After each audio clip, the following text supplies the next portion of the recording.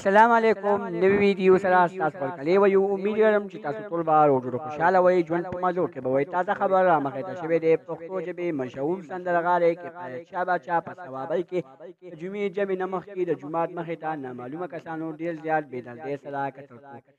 کفایت شاه باچا په کومه طریقه قتل شو اخر ته کفایت شاه ګناه سوا کفایت شاه داسې څه کارونه کړي وو دومره بې دردۍ سره قتل شو. دوستانو که چېرې تاسو د دې پوره معلومات نه ځان قبلول غواړئ که اوسه پورې چا زموږ د چینل مخه نه وي سبسکرایب کړی او موږ زموږ د چینل مخه سبسکرایب کړئ تر دې نشان ورڅخه مخه ووهئ چې زموږ خلیبه نوي معلوماتي ویډیو تاسو ته په اسانۍ سره میلاویږي.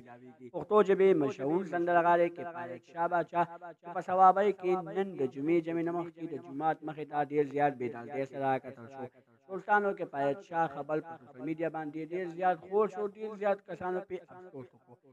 د ویډیو کتونه مخکې زه هغه کسانو ته دا ګزارش کوم چې تر اوسه پورې په سوشل میډیا باندې د کفایت شاه کمې ګانې وي هغه ټولې ډیلیټ کړئ او د کفایت شاه ګانې تاسو مه اورئ ځکه چې په هغې باندې کفایت شاه ته عذاب میلاویدی شي او کفایت شاه اوس مړ شو د دې دنیا نه لاړو. موږ ته پکار دي چې موږ کفایت شاه ته دعاګانې وکړو چې الله ورته بښنه وکړي.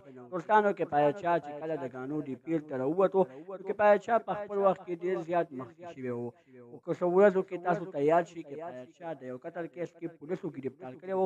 د هغه پولیسو ګرفتارۍ په وجه باندې کفایت شاه یو قتل کړی و هغې منلې ما چې او دا قتل ما کړی دی.